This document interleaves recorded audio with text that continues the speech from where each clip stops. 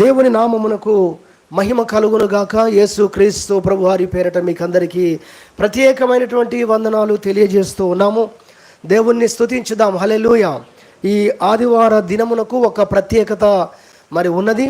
ఇది పెంతెకోస్తు పండగ దినముగా ఈ ఆదివారాన్ని మరి మనము చూడగలము. అపోస్తల కార్యములో 2వ అధ్యాయములో మనం ఏదైతే చూసామో తొలకరి వర్షము అపోస్తల మీదికి దిగి వచ్చినటువంటి ఆ దినము, మరి ఆ రోజున దేవుడు పరిశుద్ధాత్మను కుమ్మరించిన దానిని బైబిల్లో మనం చూస్తాము. కాబట్టి ఆ దినాల్ని జ్ఞాపకం చేసుకుంటూ పరిశుద్ధాత్మ తొలకరి వర్షమును జ్ఞాపకం చేసుకుంటూ క్రైస్తవ ప్రపంచమంతా కూడా ఈరోజు మరి ఈ విషయాల గురించి ధ్యానం చేయటం అనేది మనము చూస్తూ వస్తూ ఉన్నాము. ఈరోజు మనము కూడా దేవుని పరిశుద్ధ గ్రంథములో నుండి ప్రస్తుత దినాల్లో మనము పునరుత్థానమును గూర్చి నేర్చుకుంటూ వస్తున్నటువంటి భాగాలలో నుండే పరిశుద్ధాత్మను గూర్చి కూడా నేర్చుకోవడం కొరకైన అద్భుతమైనటువంటి సత్యము దేవుని యొక్క గ్రంథములో ఉన్న కొన్ని వాక్య భాగాలను మనం జ్ఞాపకం చేసుకుందాం. దాన్ని బట్టి దేవుణ్ణి స్తుతించి ఆరాధించుట కొరకు ప్రభు పునరుత్థానము చెందిన తర్వాత దినము నుండి మనము లెక్కించినట్లయితే ఈ దినమునకు 50వ దినముగా వస్తున్నట్లుగా మనం చూడగలము. కనుక ఇది పెంతెకోస్తు పండుగ దినము. ఈరోజు పరిశుద్ధాత్మ తొలకరి వర్షమును కురిపించిన రోజు, లేదా దేవుడు దిగి వచ్చిన రోజుగా మనము చూస్తున్నాం. అయితే పునరుత్థానమును గురించి మనం ధ్యానం చేసుకుంటున్న ఈ వాక్య భాగంలో నుండే పరిశుద్ధాత్మను గురించి నేర్చుకునేటువంటి ఒక అద్భుతమైనటువంటి విషయము, చాలా మనల్ని ఎంతో ఆత్మీయంగా మనల్ని బలపరిచే విషయం, గొప్ప సత్యాన్ని మనం గ్రహించే అద్భుతమైన విషయాలు బైబిల్లో ఉన్నాయి. కొన్ని మనము నేర్చుకోవడానికి ప్రయత్నం చేద్దాం. ఇది మనకు అర్థమైనప్పుడు, నిజంగా మనము గ్రహించినప్పుడు ఒక నూతనమైన విశ్వాసం మనలో పుడుతుంది. ఈ నూతనమైన విశ్వాసం ఎప్పుడైతే మనలో వస్తుందో మనము నూతనముగా జీవించే శక్తి కూడా అట్టి విశ్వాసములో నుండే విడుదలవుతుంది అన్న విషయాన్ని మనం గ్రహించాలని ప్రభు పేరట గుర్తు చేస్తున్నాం. ఒక మాట అదేంటంటే, విశ్వాసము కూడా ఒక శక్తి అన్న సంగతి, అదొక గొప్ప సబ్జెక్టు. హల్లెలూయా. విశ్వాసము ఒక శక్తి అన్న సంగతి మనం తెలుసుకోవాలి. దేవుని వాక్యాన్ని చూద్దాం. దేవుని పరిశుద్ధ గ్రంథం నుండి రోమా పత్రిక 8వ అధ్యాయము, రోమా పత్రిక 8వ అధ్యాయములో మనము చూసినట్లయితే, రోమపత్రిక 8వ అధ్యాయము 11వ వచనం చదువుతున్నాను. జాగ్రత్తగా ఈ 11వ వచనాన్ని చూడండి. మృతులలో నుండి యేసును లేపిన వాని ఆత్మ మీలో నివసించిన ఎడల, మృతులలో నుండి క్రీస్తు యేసును లేపిన వాడు చావునకు లోనైన మీ శరీరములను కూడా మీలో నివసించుచున్న తన ఆత్మ ద్వారా జీవింపజేయును. చదవగానే అర్థమయ్యేంత ఈజీగా రాయబడింది, కానీ ఎంతమంది అర్థం చేసుకున్నారో. బైబిల్లో రాయబడిన అద్భుతమైన మాట చూడండి. మృతులలో నుండి యేసును లేపిన వాని ఆత్మ. పరిశుద్ధాత్మను గురించి బైబిల్లో మనం చూసినట్టే, మరి పరిశుద్ధ పెంతెకోస్తు పండుగ దినముల గురించి చెప్పాలని నేను ఆ ప్రేరేపణ కలిగి లేను. పరిశుద్ధాత్మ యొక్క అనేకమైనటువంటి కార్యాలను గురించి చెప్పడానికి మరి నేను ఆ విధంగా సిద్ధపడి లేను. కానీ ఈరోజు ఈ వాక్యంలో ఉన్న విషయాలు మాత్రం చెప్పడానికే నేను ఇష్టపడుతూ ఉన్నాను. అయితే కొన్ని మాటలు అయితే గుర్తు చేస్తాను. పరిశుద్ధాత్మను గురించి, ఆయన చేసే కార్యాలను గురించి బైబిల్లో మనం చూస్తూ ఉన్నాము. ఇక్కడ మృతులలో నుండి యేసును లేపిన వాని ఆత్మ, యేసుక్రీస్తును సమాధిలో నుండి లేపిన ఆత్మని పరిచయం చేస్తున్నాడు. ఎవరిని గురించి? పరిశుద్ధాత్మను గురించి. చూసారా, కొత్త పేరు వచ్చింది. ఏం ఆత్మ? మృతులలో నుండి యేసుక్రీస్తును లేపిన ఆత్మ, తండ్రి యొక్క ఆత్మ, పరిశుద్ధ ఆత్మ, పరిశుద్ధమైన ఆత్మ. మనము వాక్యములో చూస్తే తండ్రి యొక్క ఆత్మే కుమారుని యొక్క ఆత్మ, కుమారుని యొక్క ఆత్మే పరిశుద్ధాత్మ. ఆయన త్రియేక దేవుడు, ఆయన త్రిత్వమై ఉన్నాడనే సంగతి బైబిల్ చదివితే మనకు అర్థమవుతుంది. హల్లెలూయా. అయితే ఆయన కుమారుడుగా దిగి వచ్చాడు కనుక తండ్రి పాత్రను గురించి చెబుతూ, తండ్రి ఆత్మే, తండ్రి యొక్క పరిశుద్ధ ఆత్మే కుమారుడైన యేసుక్రీస్తును ఆ మృతులలో నుండి లేపాడు పరిశుద్ధాత్మ దేవుడని బైబిల్లో రాయబడుతోంది. ఈ విధంగా మనం ఆలోచన చేస్తే మనకు తెలిసిన అనేకమైన పేర్లు ఉన్నాయి. ఆయన కార్యాలను బట్టి కూడా పేర్లు రాయబడ్డాయి. కొన్ని చెప్తాను. ఒకటి, ఆయన ఆదరణకర్త. క్రైస్తవ ప్రపంచంలో అందరికీ తెలిసిన పేరు. ఎవరైనా ఆదరణకర్త. రెండవదిగా మనం చూస్తాం, పిరికితనము గల ఆత్మనివ్వలేదు కానీ ధైర్యము కలిగిన దత్తపుత్రాత్మని మీరు పొంది ఉన్నారు అంటాడు. అంటే ధైర్యమునిచ్చే ఆత్మ అనేది మనం అక్కడ నేర్చుకుంటాం. అదే విధముగా పరిశుద్ధాత్ముడు వచ్చినప్పుడు మీకు సమస్తమును బోధిస్తాడు అని యోహాను సువార్తలో యేసు ప్రభు 16వ అధ్యాయంలో చెప్పారు. కాబట్టి సమస్తమును బోధించు ఆత్మ, బయలుపరచు ఆత్మ అనేది మనము ఆలోచన చేయవచ్చు. అదే విధముగా దైవిక కార్యాల కొరకు మనల్ని ప్రేరేపించే ఆత్మ, సంసోనును ప్రేరేపించిన ఆత్మ అని బైబిల్లో కనబడుతుంది. గిద్యోన్ను ప్రేరేపించిన ఆత్మ అని బైబిల్లో కనబడుతుంది కదా. యెఫ్తాను ప్రేరేపించాడు పరిశుద్ధాత్ముడని బైబిల్లో కనబడుతుంది. కనుక దైవిక విషయాల కొరకు మనల్ని ప్రేరేపించే ఆత్మ అనేది బైబిల్లో మనము చూస్తాం. అదే విధముగా పాపమును గూర్చి, నీతిని గూర్చి, తీర్పును గూర్చి ఒప్పింపజేయు ఆత్మ అని బైబిల్లో మనకు కనబడుతుంది. ఇలా మనం చూస్తే అనేకమైన విషయాలు ఉన్నాయి. ఈరోజు మనం నేర్చుకునే విషయం అయితే యేసును మృతులలో నుండి లేపిన ఆత్మ, యేసుక్రీస్తును మృతులలో నుండి లేపినటువంటి ఆత్మ అనేటువంటి అద్భుతమైనటువంటి ఈ యొక్క అంశాన్ని మనము నేర్చుకోబోతున్నాం.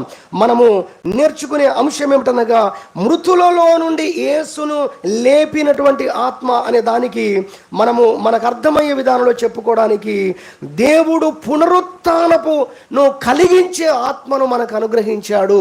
దాన్ని బట్టి దేవుణ్ణి మనం స్తుతించాలని నేర్చుకోబోతున్నాం. లేదా మృతులలో నుండి మనలను లేపే పరిశుద్ధాత్మ అని కూడా మనం నేర్చుకోవచ్చు. లేదా నేను కొత్త పేరు పెట్టుకున్నాను, ఏంటంటే ఆదరణకర్త, సత్యస్వరూపియగు ఆత్మ, ఇలా పేర్లు ఉన్నాయి కదా. ఈ పరిశుద్ధాత్మని గురించి ఈ వచనాన్ని బట్టి పునరుత్థానపు ఆత్మ అని పిలవచ్చు కదా. హల్లెలూయా. ఈ ఆత్మ దేవుడు ఎలాంటి కార్యం చేస్తాడు? ఈయన ఎవరు? ధైర్యం ఇచ్చే దేవుడే కాదు, జ్ఞానం ఇచ్చే దేవుడే కాదు, నీకు పునరుత్థానాన్ని కలగజేసేవాడు, నీకు అక్షయతను నీకు ఇచ్చేటువంటి వాడు అనే విషయాన్ని దేవుని వాక్యము ద్వారా మనము అటువంటి విధానంలో ప్రభువును, మనము పరిశుద్ధాత్మను ఆహ్వానించవచ్చు, పిలవచ్చు, ఆయన్ని స్తుతించవచ్చు. కాబట్టి మృతులలో నుండి యేసును లేపినటువంటి ఆత్మ పరిశుద్ధాత్మ అనే అంశాన్ని మనం ఈ సమయంలో ధ్యానం చేయబోతున్నాం. దీంట్లో 3 విషయాలు మాత్రము నేను త్వరగా జ్ఞాపకం చేసి నేను ముగించడానికి ఇష్టపడుతున్నాను. ప్రభువును స్తుతించుట కొరకు ఒక 3 విషయాలు మనము జ్ఞాపకం చేసుకుందాం. మొట్టమొదటిగా దేవుని పరిశుద్ధ గ్రంథంలో నుండి మనం నేర్చుకోవడం కొరకు ఈ వాక్య భాగంలో నుండి నేర్చుకుందాం. మనల్ని మృతులలో నుండి లేపే ఆత్మ, యేసుక్రీస్తును ఏ ఆత్మ అయితే లేపాడో, ఏ పరిశుద్ధాత్ముడైతే మృతులలో నుండి లేపాడో, అదే పరిశుద్ధాత్మను ఎక్కడికి పంపించాడట? మనలోకి పంపించాడట. చూడండి దేవుని వాక్యంలో, రోమా పత్రిక ఇక్కడే 8వ అధ్యాయం 11వ వచనం, మృతులలో నుండి యేసును లేపిన వాని ఆత్మ మీలో నివసించిన ఎడల, మృతులలో నుండి క్రీస్తు యేసును లేపిన వాడు అనగా లేపిన ఆత్మ చావునకు లోనైన మీ శరీరాలను కూడా మీలో నివసించుచున్న తన ఆత్మ ద్వారా జీవింపజేయును. మనకు అనుగ్రహింపబడ్డ ఆత్మ ఎవరు అంటే యేసుక్రీస్తు మీద నిలిచిన ఆత్మ, యేసుక్రీస్తులో నివసించిన ఆత్మ ఇప్పుడు మనలో కూడా నివసించుచున్నాడు. ఎంతమందికి అర్థమైందో? హల్లెలూయా. యేసు ప్రభువుకు అనుగ్రహించబడ్డ ఆత్మ వేరు, నాకు అనుగ్రహించబడ్డ ఆత్మ వేరు అనుకుంటే పొరపాటు పడ్డాం మనం. ఎంత అద్భుతం చూడండి. అసలు యేసు ప్రభువు మీద నిలిచిన ఆత్మ, యేసు ప్రభువులోనికి వచ్చిన పరిశుద్ధాత్మే ఈరోజు మనలో కూడా నివాసం చేస్తున్నాడు. హల్లెలూయా. అలా నివసించగలిగితే, మీరు నివసింపనిస్తే, ఇది మళ్ళీ వేరే సబ్జెక్ట్. ఇది ఆయన వస్తాడు, ఆయన అనుగ్రహించబడ్డాడు, ఆయన మనలోకి రావడానికి ఇష్టపడుతున్నాడు, కొంతమందిలోకి వచ్చాడు, అయితే మనలో నివసింపనివ్వాలి. ఇదో సబ్జెక్టు మళ్ళీ. హల్లెలూయా. పరిశుద్ధాత్మను దుఃఖపరచకుడి అంటాడు. ఇవన్నీ దాంట్లో నేర్చుకుంటాం. పరిశుద్ధాత్ముడు వెళ్ళిపోయే సందర్భాలు కూడా బైబిల్లో మనకు కనబడతాయి మనుషులలో నుండి. ఇవన్నీ మళ్ళీ వేరే సబ్జెక్టు. మనం ఆలోచన చేద్దాం. మనకు అనుగ్రహించబడ్డ ఆత్మ, మనలో నివసించుచున్న ఆత్మ ఎవరు అంటే యేసుక్రీస్తు మీద నిలిచిన ఆత్మే. అదే పరిశుద్ధాత్మ దేవుడు ఇప్పుడు మనందరి మీద నిలిచి ఉన్నాడు. హల్లెలూయా.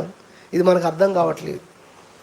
మనం దీన్ని నమ్మలేకపోతున్నామేమో. లేకపోతే ఆ రోజు బాప్తిస్మము పొందినప్పుడు ఏ విధముగా పరిశుద్ధాత్మ ఆయన మీదకి వచ్చి నిలిచాడో, ఆయనను నమ్మిన, ఆయనకు ప్రార్థిస్తున్న వారందరి మీద కూడా అదే పరిశుద్ధాత్ముడు నిలిచి ఉన్నాడు, వేరొక ఆత్మ కాదు.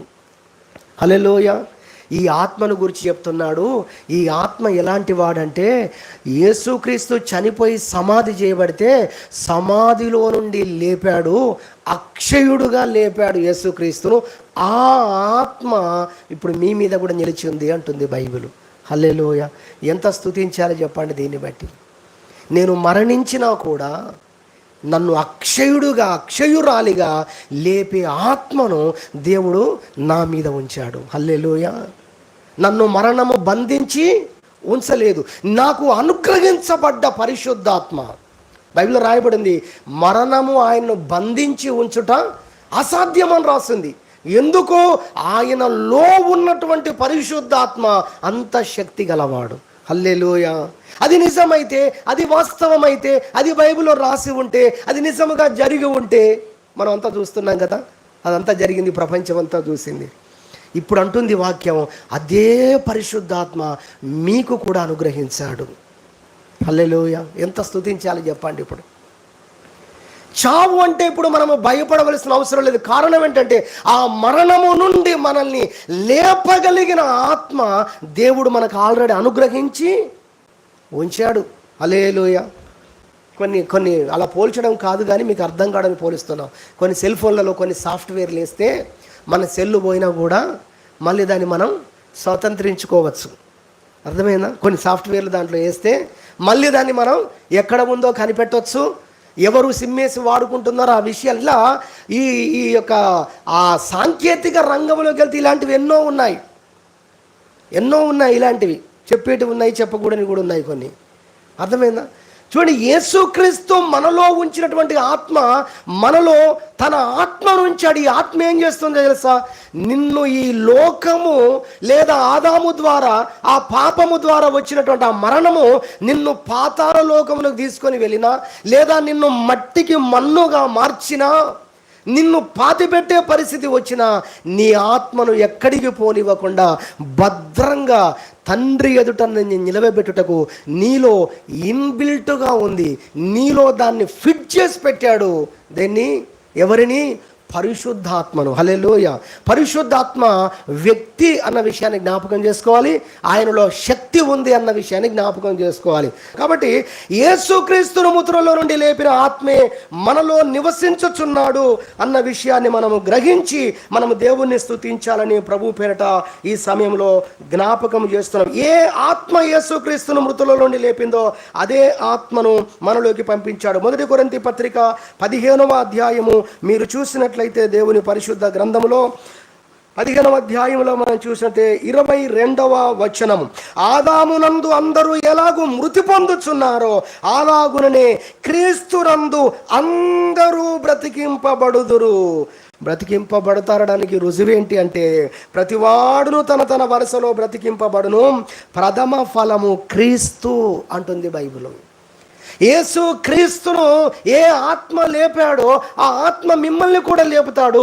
మిమ్మల్ని కూడా లేపగలిగిన శక్తి ఆయన ఆత్మకు ఉంది అనడానికి ఆయన ఆత్మ ద్వారానే లేచి ఉన్నాడు, ప్రథమ ఫలముగా లేచాడు అని చెప్తుంది దేవుని యొక్క పరిశుద్ధ గ్రంథము అన్న విషయాన్ని దేవుని పేరిట జ్ఞాపకం చేస్తున్నాం. ఇది తెలుసుకున్న ఎరిగిన భక్తులు ఎలాంటి ప్రార్థన చేశారో చూద్దాం. ఫిలిప్పీలకు రాసిన పత్రిక 3వ అధ్యాయము, ఫిలిప్పీలకు రాసిన పత్రిక 3వ అధ్యాయము మీరు చూసినట్లయితే 10వ వచనం చదువుతున్నాను. అపోస్తలుడైన పౌలు కోరుకుంటున్నాడు, ప్రార్థిస్తున్న అంశాలు మనకిక్కడ కనబడతాయి. ఏమంటున్నాడు చూడండి, 3:10, ఏ విధము చేతనైనను మృతులలో నుండి నాకు పునరుత్థానము కలగవలనని ఆయన మరణ విషయములోను అనుభవము గలవాడనై ఆయనను ఆయన పునరుత్థాన బలమును ఎరుగు నిమిత్తమును ఆయన శ్రమలలో పాలివాడగుట ఎట్టిదో ఎరుగు నిమిత్తమును సమస్తమును నష్టపరుచుకొని వాటిని పెంటతో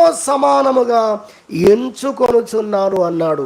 ఎందుకు ఇదంతా చేస్తున్నావు అంటే, మొదటే చెప్పాడు 10వ వచనంలో, ఏ విధము చేతనైనను మృతులలో నుండి నాకు పునరుత్థానం కలగాలి, సావును గెలవాలి. యేసుక్రీస్తు ఏ విధంగా చావును చంపి గెలిచాడో, లేచాడో, అక్షయతను ధరించుకున్నాడో, ఏ విధము చేతనైనా సరే నేను కూడా యేసయ్య పొందిన పునరుత్థానము నేను కూడా పొందాలి. మరణించిన వ్యక్తిగా ఉండకూడదు, నశించిపోయే వ్యక్తిగా ఉండకూడదు, రెండవ మరణము నేను పొందకూడదు, అక్షయతను నేను ధరించుకోవాలని చెబుతూ అది పొందుకోవటం కొరకు ఒక పని చేస్తున్నాను అన్నాడు. ఏమన్నాడు? పునరుత్థాన బలమును ఎరుగు నిమిత్తము అన్నాడు. అనగా పునరుత్థాన శక్తి. దేవునికి స్తోత్రం చెప్పుదాం. హల్లెలూయా. పునరుత్థానము చెందాలంటే పునరుత్థాన శక్తిని మనము కలిగి ఉండాలి. అపోస్తలుడైన పౌలు అంటున్నాడు, ఆ పునరుత్థాన శక్తిని నేను పొందుట కొరకు, ఆ శక్తి నా అనుభవంలోకి రావాలని సమస్తము నేను నష్టంగా ఎంచుకుంటున్నాను. పునరుత్థానాన్ని కలిగించేవాడు పరిశుద్ధాత్మ అని మనం ఇప్పటిదాకా నేర్చుకున్నాం. కాబట్టి పరిశుద్ధాత్ముడు నాలో రావటానికి, పరిశుద్ధాత్మ దేవుడు నాలో నివసించటానికి, ఆ పునరుత్థాన అనుభవాన్ని నేను పొందుకోవటం కొరకు నేను ఎంతకైనా నష్టపోతానని చెప్తున్నాడండి. దేవునికి స్తోత్రం చెప్పుదాం. హల్లెలూయా. మృతులలో నుండి నాకు పునరుత్థానము కలుగుట కొరకు పునరుత్థాన బలాన్ని నేను ఎరగాలనుకుంటున్నాను, తెలుసుకోవాలనుకుంటున్నాను, పొందుకోవాలనుకుంటున్నాను. అది నా అనుభవంలోకి రావాలని నేను కోరుకుంటున్నానని అపోస్తలుడైనటువంటి పౌలు మాట్లాడుతున్నటువంటి విషయాలు, కోరుకుంటున్న విషయాలు దేవుని యొక్క పరిశుద్ధ గ్రంథములో మనం చూస్తున్నాం. చూడండి మరొక మాట, గలతీలకు రాసిన పత్రిక 3వ అధ్యాయము, గలతీలకు రాసిన పత్రిక 3వ అధ్యాయము మనం చూసినట్లయితే 5వ వచనము మనం చూద్దాం. 3వ అధ్యాయం 5వ వచనం, ఆత్మను మీకు అనుగ్రహించి మీలో అద్భుతములను చేయించువాడు అనేటువంటి మాట దేవుని యొక్క వాక్యములో మనకు కనబడుతుంది. పరిశుద్ధాత్మను మనకు అనుగ్రహించి ఆయన ఏం చేస్తున్నాడట? మనలో అద్భుతాలను మన జీవితంలో చేస్తున్నాడట. అందుకే ఆ వాక్యంలో ఆ మాట చూస్తున్నాం, ఆత్మను మీకు అనుగ్రహించి మీలో ఏం చేస్తున్నాడు? ఆయన అద్భుతాలను చేస్తున్నాడు. అందులో గొప్ప అద్భుతం, ఈ ప్రపంచంలో అద్భుతాలను సృష్టించే పరిశుద్ధాత్మను మనకు అనుగ్రహించాడంటుంది వాక్యం. మనం చూసే అద్భుతాలని శరీర సంబంధమైనటువంటి అద్భుతాలు, ఈ గాల్లో ఎగరడం కావచ్చు, నీళ్ళలో పోవడం కావచ్చు, ఈ సెల్ ఫోన్లు కావచ్చు, రకరకాలు, ఇవన్నీ లోకముతోనే అంతమైపోతాయి. కానీ పరిశుద్ధాత్మ ద్వారా జరిగే కార్యం ఏంటో తెలుసా? నువ్వు మరణమును గెలుస్తావు. హల్లెలూయా. ఎందుకు పరిశుద్ధాత్మ కొరకు ప్రార్థన చేయాలి? ఎందుకు పరిశుద్ధాత్మ చేత ప్రతిదినం నింపబడాలి? ఎందుకు పరిశుద్ధాత్మ మనలో నిత్యము నివసించేటట్లుగా మనం ఉండాలి అంటే, ఆయన మనలో నివాసము చేస్తున్నప్పుడు దేవుని వాక్యం ఉంటుంది, మృతులలో నుండి యేసును లేపిన వాని ఆత్మ మీలో నివసించుచు ఉన్నట్లయితే, మృతులలో నుండి ఆయన లేపాడు కదా, మిమ్మల్ని కూడా మృతులలో నుండి ఆ ఆత్మ లేపుతాడు అంటుంది వాక్యం. హల్లెలూయా. కాబట్టి మృతులలో నుండి మనల్ని లేపే ఆత్మను దేవుడు మనకు అనుగ్రహించినందుకు ప్రభువును మనం స్తుతించాలి, ఆయన మనం ఆరాధించాలి అని దేవుని యొక్క పరిశుద్ధ గ్రంథములో నుండి మనం నేర్చుకుంటున్నాం. ఇది మొదటి విషయం. ఏంటా విషయం? మృతులలో నుండి నన్ను లేపే ఆత్మను దేవుడు, అట్టి పరిశుద్ధ ఆత్మను దేవుడు నాకు అనుగ్రహించాడని మనం గ్రహించి ప్రభువును స్తుతించాలి. దేవా, నేను చనిపోయినా కూడా చావులో నుండి నన్ను లేపగలిగిన నీ ఆత్మను నాకు అనుగ్రహించినందుకు స్తోత్రములు, నీ ఆత్మను నాలో ఉంచినందుకు స్తోత్రాలు. నేను మరణించి ఉండను, కానీ అక్షయతను ధరించుకుంటాను, అక్షయతను ధరింపజేసే నీ ఆత్మను నాకు అనుగ్రహించినందుకు స్తోత్రము అని దేవుని స్తుతించాలనేది మొదటిగా గుర్తు చేస్తున్నాం. రెండవదిగా మనం దేవుని పరిశుద్ధ గ్రంథంలో మనం చూద్దాం. రెండవ విషయముగా దేవుని వాక్యములో మనము చూసినట్లయితే దీని కొరకు మరొక అద్భుతమైనటువంటి ఆ వాక్య భాగాన్ని మనము దేవుని వాక్యములో నుండి నేర్చుకుందాం. పరిశుద్ధ గ్రంథములో నుండి మనం చూద్దాం. దానికి ముందుగా ఈ వాక్యములో నుండి ఆ విషయాన్ని కూడా గ్రహించుదాం. రోమా పత్రిక 8వ అధ్యాయములో ఉన్న వాక్యములో నుండి ఆ విషయాన్ని కూడా జ్ఞాపకం చేసి ఆ తర్వాత మరొక వాక్యాన్ని గుర్తు చేస్తాము. 8వ అధ్యాయంలో మనం చూసినట్టయితే 11వ వచనంలో మరొకసారి చూద్దాం. 8వ అధ్యాయం 11వ వచనం, క్రీస్తు ఆ మృతులలో నుండి యేసుని లేపిన వాని ఆత్మ మీలో నివసించిన యెడల, మృతులలో నుండి క్రీస్తు యేసుని లేపిన వాడు చావునకు లోనైన మీ శరీరములను కూడా మీలో నివసించుచున్న తన ఆత్మ ద్వారా జీవింపజేయును. ఇక్కడ శరీరమును జీవింపజేయును అనే మాట వాడాడు చివరిలో. మనము మొదటిగా మనం నేర్చుకుంది, మనము మరణించినా కూడా మనల్ని మృతులలో నుండి లేపుతాడు పరిశుద్ధాత్మ అని నేర్చుకున్నాం. ఇప్పుడు రెండవ విషయం ఏంటంటే, ఇక్కడ చెప్పిన సబ్జెక్ట్ అంతా కూడా అసలు మృతి గురించి చెప్పలేదు, మీరు 8వ అధ్యాయం మొదటి వచనం నుంచి మీరు చూస్తే చెప్పబడిన అంశం ఏంటి అంటే, 7వ అధ్యాయం కూడా చెప్పబడిన అంశం ఏంటంటే, శరీర ఆశలను, శరీర మనస్సును జయించే దాని గురించి మాట్లాడాడు. 7వ అధ్యాయము 8వ అధ్యాయం మొదటి నుండి కూడా ఈ 11వ వచనం దాకా కూడా ఆయన చెప్పింది ఏంటో తెలుసా? ఇక్కడ రాయబడ్డ విషయాలు ఏంటో తెలుసా? శరీరానుసారమైన మనసు, ఆత్మానుసారమైన మనసు, శరీర సంబంధి, ఆత్మ సంబంధి గురించి చెప్పాడు ఇవన్నీ. 7వ అధ్యాయం 18వ వచనంలో మీరు చూసినట్లయితే అక్కడ అంటాడు, 18వ వచనంలో మీరు చూడవచ్చు, నాయందు అనగా నా శరీరమందు మంచిది ఏదియో నివసింపదని నేను ఎరుగుదును, మేలైనది చెయ్యవలనను కోరిక నాకు కలుగుచున్నది కానీ దాన్ని చేయుట నాకు కలుగటం లేదు అన్నాడు. ఈ 7వ అధ్యాయం అంతా మనం చూస్తే ఈ విషయాలన్నీ మనకు కనబడతాయి. ఇప్పుడు 8వ అధ్యాయంలో కూడా ఆ విషయాలు మరలా చెప్పాడు. చూడండి, 8వ అధ్యాయం 5వ వచనం, శరీరానుసారులు శరీర విషయముల మీద మనసుంతురు, ఆత్మానుసారులు ఆత్మ విషయాల మీద మనసుంతురు. శరీరానుసారమైన మనసు మరణము, ఆత్మానుసారమైన మనసు జీవమును, సమాధానమై ఉన్నది అని చెబుతూ 9వ వచనం దాకా తీసుకొచ్చి ఏమంటాడో తెలుసా? 8 కూడా చూద్దాం. కాగా శరీర స్వభావము గలవారు దేవుణ్ణి సంతోషపరచనేరరు, దేవుని ఆత్మ నీలో నివసించి ఉన్న ఎడల మీరు ఆత్మ స్వభావము గలవారే కానీ శరీర స్వభావము గలవారు కారు అని ఒక అద్భుతమైన ముగింపులోకి పట్టుకొస్తున్నాడు. హల్లెలూయా. అవన్నీ చెప్పి మరి నిజమే, నా పరిస్థితి కూడా అలానే ఉంది. మంచి చేయాలనుకుంటున్నా, మంచి చేయలేకపోతున్నా, చేయాలనుకుంటున్నా, మంచి చేయలేకపోతున్నా, చెయ్యవద్దు అని అనుకుంటున్న కీడును మాత్రం నేను చేస్తూ ఉన్నా. నాలో కూడా ఈ పరిస్థితి ఉంది. అపోస్తలుడైన పౌలు రాశాడు, అయితే నాలో కూడా ఈ పరిస్థితి ఉంది. ఈ పరిస్థితి నుంచి నేను ఎలా బయటపడతాను అని ప్రపంచంలో ఉన్న మనుషులందరిలో కూడా ఈ ప్రశ్న ఉంది. అందుకే ఈ వాక్యం ప్రపంచమంతటా చెప్పబడాలి. హల్లెలూయా. ప్రపంచం అందరూ ఏ పరిస్థితిలో ఉన్నారో తెలుసా? ఈ పరిస్థితిలో ఉన్నారు. ఏంటది?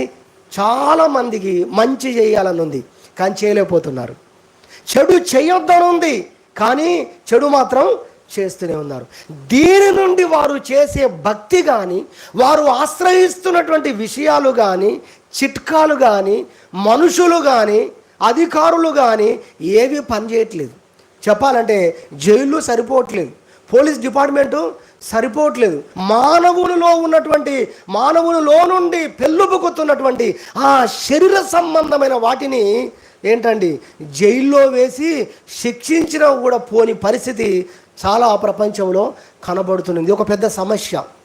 అయితే దేవుని వాక్యం చెబుతుంది, 8వ అధ్యాయము 9వ వచనంలో ఈ ప్రపంచానికి ఒక శుభవార్త చెప్తుంది. పరిశుద్ధాత్మ పెంతెకోస్తు పండుగ దినమున దేవుడు ఈ ప్రపంచానికి చెబుతున్న గొప్ప మాట ఏంటంటే, దేవుని వాక్యము ద్వారా, ఇదిగో బైబిల్ చెప్తుంది, దేవుని ఆత్మ, ఒకవేళ దేవుని ఆత్మ మీలో నివసించి ఉన్న ఎడల మీరు ఆత్మ స్వభావము గలవారుగా ఉండిపోతారు, ఇక ఎన్నడూ శరీర సంబంధులుగా ఉండరు.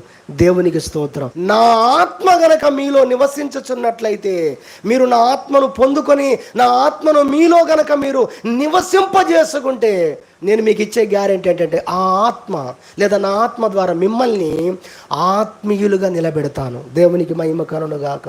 హల్లెలూయా. అది జరిగి తీరుతుంది. మా జీవితాల్లో మేము ధైర్యంగా చెప్పగలము.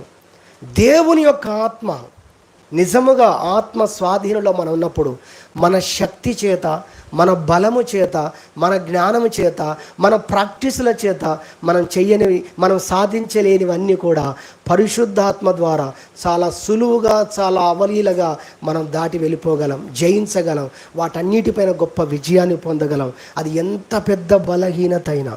హల్లెలూయా, హల్లెలూయా. ఎంత గొప్ప అద్భుతం. దేవుని పరిశుద్ధ గ్రంథములో మనం చూస్తున్నాం, దేవుని ఆత్మ మీలో నివసించినట్లయితే మీరు ఆత్మ స్వభావం గలవారుగా ఉంటారు. గమనించండి, అసలు ఎందుకు ఈ పరిస్థితి వచ్చింది అనేది చూస్తే బైబిల్లో రాయబడింది. ఎఫెసీ పత్రిక 2వ అధ్యాయం 1వ వచనం, మీరు పాపముల చేతను అపరాధముల చేతను చచ్చిన వారై ఉండగా అని రాస్తుంది బైబిల్లో. పాపముల చేత, అపరాధముల చేత చచ్చిన వారై ఉండగా ఆయన క్రీస్తుతో కూడా మిమ్మల్ని బ్రతికించాను. దీని అర్థం ఏంటో తెలుసా? మీరు బ్రతుకున్నట్లుగా దేవుడు తన ఆత్మను మీ అందించాడు. హల్లెలూయా. కనుక రెండవ విషయం ఏంటనగా, మనము మొదటి అంశమేమో చచ్చిపోయిన మనల్ని సమాధిలో నుండి లేపే ఆత్మ. కన్ఫ్యూజ్ కాకండి. చచ్చిపోయినా కూడా మనల్ని సమాధిలో నుండి లేపే ఆత్మను మనకు అనుగ్రహించాడు. అందుకు దేవుణ్ణి స్తుతించాలి.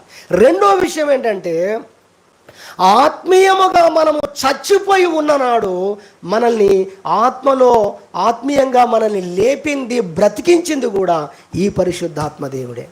ఎంతమందికి అర్థమైంది? అర్థమైతే స్తోత్రం చెప్పుదాం. మృతులలో నుండి లేపే ఆత్మను మనం నేర్చుకుంటున్నాం కదా. అలానే ఇదిగో దేవుని వాక్యం ఉంటుంది, మిమ్మల్ని మీరు పాపము చేత అపరాధముల చేత చచ్చిన వారై ఉండగా ఆ చావులో నుండి కూడా మిమ్మల్ని లేపింది ఎవరు? ఇదిగో ఈ పరిశుద్ధాత్మ దేవుడే. గుర్తుందా? మర్చిపోయారా? జ్ఞాపకం వస్తుందా? అన్నట్లుగా దేవుణ్ణి స్తుతించండి అంటుంది వాక్యం. హల్లెలూయా. ప్రభువా, నీ ఆత్మ ద్వారా పాపముల చేత అపరాధముల చేత చచ్చి ఉన్నటువంటి నన్ను దేవా నీ ఆత్మ ద్వారా నన్ను జీవింపజేసినందుకై స్తోత్రమని ప్రభువును మనం స్తుతించాలి. కొలస్సీలకు రాసిన పత్రిక త్వరగా 2-3 మాటలు మనం చూద్దాం. మరొక అంశము నేను జ్ఞాపకం చేసి ముగిస్తాను. 3 అంశాలని చెప్పాను కదా. 2వ అధ్యాయం 15వ వచనం త్వరగా చూద్దాం. కొలస్సీలకు రాసిన పత్రిక 2వ అధ్యాయము 15వ వచనం, శరీరమందు సున్నతి పొందక ఉండుట వలనను, ఆ తర్వాత క్రింది లైన్, మీరు మృతులై ఉండగా అనే మాట మనకు కనబడుతుంది. పెద్ద వచనం అండి ఇది. మీరు మృతులై ఉండగా దేవుడు వ్రాతపూర్వకమైన ఆజ్ఞ వలన మన మీద రుణముగాను మనకు విరోధముగాను నుండిన పత్రమును మేకులతో సిలువకు కొట్టి దాని మీద చేవ్రాతను తుడిచివేసి మనకు అడ్డము లేకుండా దానిని ఎత్తివేసి మన అపరాధములన్నిటిని క్షమించి, ఇప్పుడు చదవండి, ఆయనతో కూడా మిమ్మును జీవింపజేసెను. సో రెండో పాయింట్ ఏంటంటే, మనల్ని ఆత్మీయముగా జీవింపజేసిన ఆత్మ. హల్లెలూయా. మనల్ని జీవింపజేసిన ఆత్మ. మొదటిది మనల్ని మృతులలో నుండి లేపే ఆత్మ. ఈ రెండవది మనము చచ్చి ఉండగా మనల్ని బ్రతికించిన ఆత్మ అనే విషయాన్ని దేవుని యొక్క వాక్యము ద్వారా జ్ఞాపకము చేస్తూ ఉన్నాము. దేవుని గ్రంథములో మనము చూసినప్పుడు ఇలాంటి అద్భుతమైన విషయాలు దేవుని యొక్క వాక్యములో మనము కనుగొనగలం. కనుక జీవింపజేయు ఆత్మ అనేది మనము రెండవదిగా మనం చూస్తున్నాం. ఆత్మీయముగా మృతులముగా ఉండగా, చచ్చిన వారమై ఉండగా మనల్ని చావులో నుండి మనల్ని లేపిన ఆత్మ అనేది రెండవదిగా మనం నేర్చుకుంటున్నాం. ఇక్కడే రోమపత్రిక 8వ అధ్యాయము 2వ వచనంలో ఒక మాట ఉంది. చిన్న మాట చూద్దాం. 8వ అధ్యాయము 2వ వచనం మీరు చూడగలిగినట్లయితే, క్రీస్తు యేసునందు జీవమునిచ్చు ఆత్మ అంటాడు. చూడండి, క్రీస్తు యేసునందు జీవమునిచ్చు ఆత్మ అనేటువంటి అద్భుతమైన పదము ఇక్కడ వాడబడింది. కాబట్టి జీవమునిచ్చే ఆత్మ, జీవింపజేసే ఆత్మ, బ్రతికించే ఆత్మ, మనల్ని ఆత్మీయముగా మనల్ని బ్రతికించినటువంటి ఆత్మ, మనల్ని జీవింపజేసిన ఆత్మ ఈ పరిశుద్ధాత్మ. కాబట్టి అటు పరిశుద్ధాత్మ దేవుని ఎంతగా స్తుతించాలి, ఎంతగా మనం ఆరాధించాలనేది మనం నేర్చుకుంటున్నాం. రెండవ విషయం, చివరిగా 3వ విషయము నేను జ్ఞాపకం చేసి ముగిస్తాను. 3వది ఏమిటనగా, దేవుని యొక్క వాక్యములో మనము చూసినట్టయితే, దేవుని యొక్క పరిశుద్ధ గ్రంథంలో మనము చూసినట్లయితే, ఎఫెసీయులకు రాసిన పత్రిక 2 వాక్యాలు చూసుకొని ముగించుకుందాం. ఎఫెసీయులకు రాసిన పత్రిక మొదటి అధ్యాయము 14వ వచనము చదువుతున్నాను. చూడండి, ఎఫెసీయులకు రాసిన పత్రిక మొదటి అధ్యాయము 14వ వచనం, దేవుని మహిమకు కీర్తి కలుగుటకై ఆయన సంపాదించుకొనిన ప్రజలకు విమోచన కలుగు నిమిత్తము ఈ ఆత్మ మన స్వాస్థ్యమునకు సంచకరువుగా ఉన్నాడు. ఈ వాక్యాలు, పదాలు కూడా ఎక్కువగా మనం చెప్పుకోము, అప్పుడప్పుడు చెప్పుకుంటూ ఉంటాం. కానీ చాలా బలమైనటువంటి మాటలు, లోతైనటువంటి వాక్యం ఇది. ఏంటట, ఈ పదాలే మనకు అర్థం కావట్లేదు, మాకు కూడా అర్థం కాలేదు. దేవుని పరిశుద్ధ గ్రంథంలో అనేకమైన డిక్షనరీలో చూసినప్పుడే దీని గురించి నేర్చుకోవడం జరిగింది. దేవుడు నేర్పించాడు. ఏంటది? ఈ ఆత్మ మన స్వాస్థ్యం అంటే మనకు తెలుసు, బాగా మనం నేర్చుకుంటూ ఉంటాం. తల్లిదండ్రుల యొక్క స్వాస్థ్యము కదా, ఇవన్నీ పదాలు మనకు తెలుసు.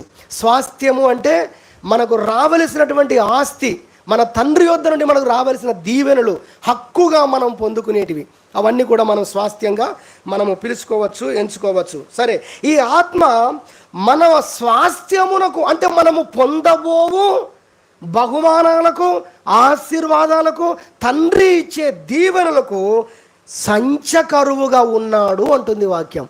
సంచకరువు అంటే తెలుగులో చెప్పాలంటే దీనికి అర్థము, ఆయన భయానగా ఉన్నాడు. తెలంగాణలో బాగా అర్థమయ్యే భాష ఇది.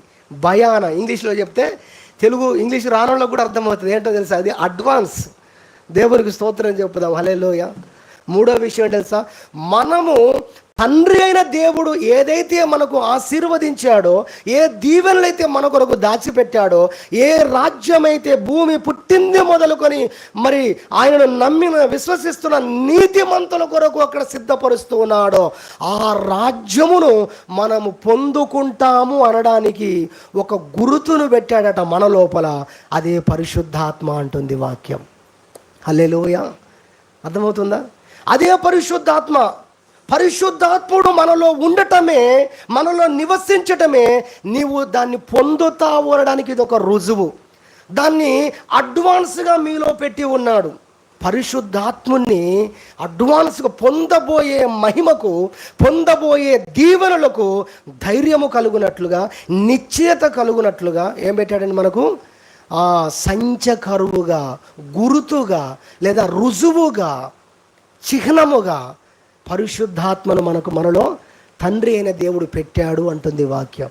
మనం పరిశుద్ధాత్మను కలిగి ఉన్నామంటే మనం పొందబోతున్న దాని అంతటికి కూడా ఈయనే దానికి ఆధారముగా ఉన్నాడని దేవుని వాక్యం చెప్తుంది.